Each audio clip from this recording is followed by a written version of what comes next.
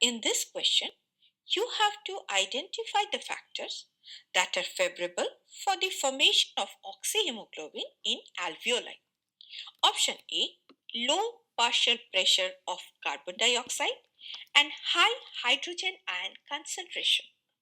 Now, this is incorrect because high hydrogen ion concentration means low pH, and this promotes the release of oxygen from hemoglobin and not its binding. Option B, low partial pressure of carbon dioxide and high temperature.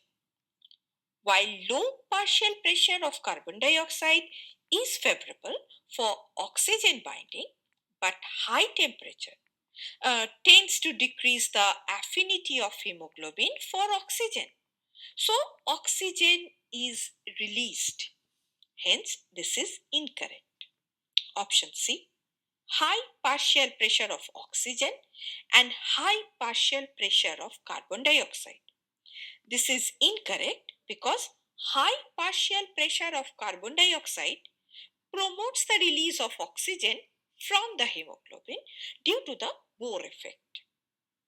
Option D, high partial pressure of oxygen and lesser hydrogen ion concentration.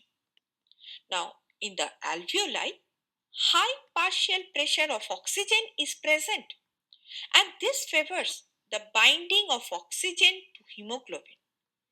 And lesser hydrogen ion concentration means higher pH, and this also favors the formation of oxyhemoglobin, thus enhancing oxygen uptake in the lungs. Hence, this is the correct option.